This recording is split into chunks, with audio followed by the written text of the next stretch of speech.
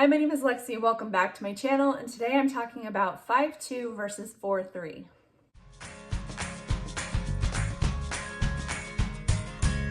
Okay, so today I'm going to talk about the 5-2 fasting protocol, which is 5 days of eating and 2 full days of fasting versus 4 days of eating and 3 full days of fasting, and which might be right for you and some things to think about, and really just to kind of expand your mind as to the possibilities within these fasting protocols, because I think people get really narrowly minded about them. And so, I mean, fasting is just so customizable. It really is, and so variable. And spoiler alert, I love both protocols. I do both. I interchange them. And so I'm just going to kind of talk about why you may choose one over the other in a specific instance, and just kind of what my experience is with them specifically. So when I started alternate day fasting in September of 2019, my plan was to do 4-3. I had looked into alternate day fasting, and I knew that a true alternate day fast was not for me, meaning like going one day fasting and then eating the next and just repeating that pattern. So I chose to do 4-3, and my plan was to fast Monday, Wednesday, and Friday, full day fast. The modified fast, the 500 calorie thing, doesn't really work well for me. So yeah, that was my plan. And if you want to watch my other video about true alternate day fasting versus 4-3, you can watch that one as well, to have my thoughts on why I chose 4-3. But yeah, so my plan was to do Monday, Wednesday, Friday as my fasting days. And that would mean that Saturday and Sunday I would have for my weekends, and then Tuesday and Thursday I'd have those weekday eating days as well. Now, I would say I did this very solidly for about 6 weeks or so, and then I had a trip planned with my husband, an anniversary trip, and we were going to San Diego for 4 days, and it was going to be Thursday through Sunday. And I was a little bit worried because I thought this was going to totally throw me off track, and then I was going to gain a bunch of weight and just be totally derailed. But I was very committed to making this a lifestyle, and so I decided I was just going to go ahead and take that Friday off, and it was going to be a 5-2 week basically. So I would only fast Monday and Wednesday. And so yeah, what happened was I did have a spike in weight, and it all came off by the next Saturday because I got back on 4-3, and and really the spike in weight was because I had 4 eating days in a row of a lot of eating. It was a vacation, so I was eating things that I normally didn't, and I had a lot of fun, and it was great. And I just was amazed that I could alternate with these things and throw this in, and I could still make progress in my weight loss. And so from that point on, basically what ended up happening was about 1 week every month I would do 5-2. Just basically when I would travel or some sort of event was happening, I would throw in 1 week of just 2 days of fasting and alter my schedule.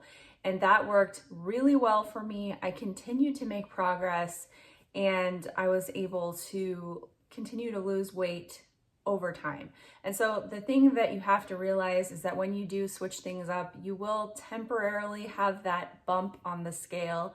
But when you get back to what you're doing, it will come back down. And another thing I want to mention about this is that if you've been following me for a while, you know that in the second half of 2020, I regained some of the weight that I had lost, and I was kind of doing a lot of 5-2, so I was doing more than I was used to. So in 2021, when I was committed to re-losing those like 12 pounds that I had gained, I decided that I wanted to be really, really regimented about sticking to 4-3 and not doing any 5-2. And what happened really surprised me. I hit a plateau, and I just wasn't losing at that time. And then I reintroduced 5-2 because I had something going on that I just needed to change my schedule, and my weight started to shift. And so really, I want to just point out that it didn't hurt me, and if anything, it may have helped. I think that, to make it a lifestyle for me, I have to incorporate those weeks where I fast a little bit less, or I alter my schedule, and I think everybody needs to do that. And so whether that was the reason or it was coincidence, it doesn't really matter, because what it does show is that it didn't hurt me, if anything, and it may have even helped. Now, another thing I want to talk about is that a lot of people may assume that that 5-2 is less fasting than 4-3, but that's not necessarily the case. It really depends on how you arrange your hours. In fact, it can be more fasting on 5-2. It depends again on how you arrange those hours. And so I just want to kind of give you an example of this. So let's say that, and I want to also mention that in my particular journey, I have averaged between like 130 to 135 hours a week fasting when I do 4-3. So when I started to try to be more flexible with my schedule, when I realized this, what I would do is I would sort of budget my eating hours throughout the week if I needed to change my schedule. So I just want to give you an example of what this might look like. Basically, if I'm fasting 130 to 135 hours, my eating hours would be 33 to 38 hours. And don't get too worried about the hours. This is just to illustrate really that they can be comparable hours-wise. So yeah, don't get too hung up on the numbers. In a possible scenario, doing 4-3, let's say that on Sunday I had an 8-hour window. And then on Tuesday, I had an 8-hour window, Thursday, an 8-hour window, and then Saturday, I had a 10-hour window. Now, this would be a total of 34 hours of eating in the week.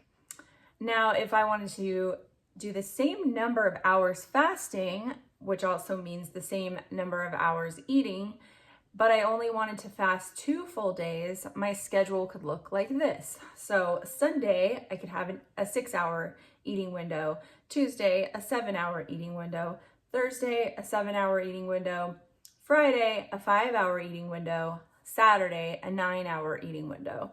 And now you can see that that also equals 34 hours. And so, of course, the hours don't have to equal those same amounts. They could be rearranged in infinite number of ways, but it just goes to show that as far as number of hours fasting, 5-2 and 4-3 can be exactly the same, or 5-2 could even be more hours of fasting. I know there are some people who actually like to do 2 full fasts, and they like to do even like 48-hour fasts on those 2 fasts, or maybe 1 48-hour fast and a 36 to 40-hour fast. And, you know, their other days are just arranged totally differently. So for me, I kind of have this in mind that like I like to hit that target of around 30 hours. But when I'm on vacation, like a true vacation, I don't even worry about that. I kind of like shoot for 120 to 125. But honestly, I went to Disney World back in December, and I think I only fasted like 116 hours. And it wasn't that I was like forcing myself to fast. It was just that I was trying to track my hours as I was going, and I wanted to try on certain days to like get a little bit of a fast just so that I would feel better. But yeah, fasting was way less this week. I only had 1 full day fast, so it was 6-1. And yes, I gained 10 pounds, but the next week when I got back on 4-3, and I think the week after that, I even did 5-2 again, but I got back down to my lowest weight for the year. So it just goes to show that like these changes in your schedule sometimes actually may even benefit you just by switching it up and like keeping your body guessing. And I just think that it makes it sustainable, it makes it a lifestyle. Now for me, I definitely feel my best when I do 4-3. I just, my energy feels the best, my clarity, my immunity, all of that, like the function of my body works best when I do 4-3. And so I try not to do too much 5-2. And even with the hours being the same, it just feels different in my body. And if you've never done full day fast, you may not know what I'm talking about, but there is just this amazing energy and clarity that you get after a full day fast that I haven't experienced in any other way. And so I feel best on 4-3. Appetite correction is best on 4-3, meaning that my hunger and satiety are very much in line, and I just don't feel as much cravings and I don't feel any drive to overeat. That is best when I'm on 4-3, because what I've noticed is that I can have 2 consecutive eating days and still have that good appetite correction. But once I get to like the 3rd and then 4th day, it starts to wane and go away, and where I just feel like the satiety isn't there like it is when I've had that full day fast and I haven't gone too long eating days in a row.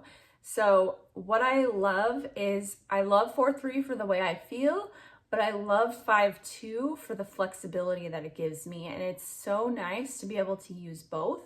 And even just to have, you know, those weeks, those very rare weeks where I only fast 1 day in the week, I can still even do that. I really don't like to go a full week without a full day fast. And I really don't like to go 2 weeks in a row without having 3 days of fasting. And that's just for me personally. Everybody is so different. And so you really have to gauge your own situation. You have to, you know, check in with yourself and see how you feel, because your situation is probably way different than mine, but you may have a similar situation. Or maybe for you, you like to do 5-2 and alternate that with 6-1, and that works best for you. And just kind of mix up the fasting protocols on the off days, because really intermittent fasting is so flexible and you can make it customized however it works best for you. So the big question is, can you lose weight on 5-2? Absolutely, sure. Whether or not you will depends on how it works for you, and you just have to experiment. One of the first exposures that I had to full day fasting was actually the Fast Diet book by Michael Mosley and his documentary, which I think is Eat Fast, Live Longer, on YouTube. And that was a really great documentary, and he did 5-2 and he lost a lot of weight, and a lot of people have followed his method and lost a lot of weight. And he actually does the 500, and he actually did the 500 calorie meal in his plan as well and had success. So yeah, it can work for people. Like I said, for me, 5-2 kind of, if I do it too often, it kind of diminishes my appetite correction. So it really depends, and you just have to see for yourself. But I do, as I've been saying this whole time, I just love being able to mix it in, because it really adds to the variability and the flexibility. And it, I mean, one helps me to appreciate the other. So when I do 4-3 for like a couple of weeks, I'm ready to do 5-2 because I just want to sort of switch things up and take a break.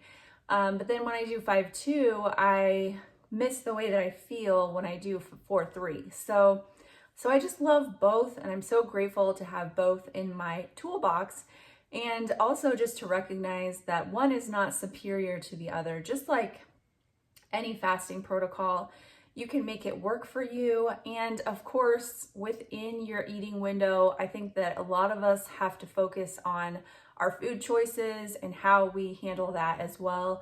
And that's a journey in and of itself. So I think that I had this video come out last week. If it's not, I don't know which one will be coming out first, but my book review on Glucose Revolution by Jesse and Shausby, I really think that is going to be helpful to a lot of people as far as how to handle your eating window. But figuring all of this out is such a journey, and I hope that this helps you just to sort of think about these protocols, and again, just to open up your mind to the possibilities, because what I love about fasting is the flexibility and how you can change it, and how we just need to listen to our bodies and figure out what makes us feel our best, but also to allow ourselves to have the flexibility to feel mentally okay, and just to make this sustainable and something that we can continue to do for the rest of our lives in whatever way that it works. So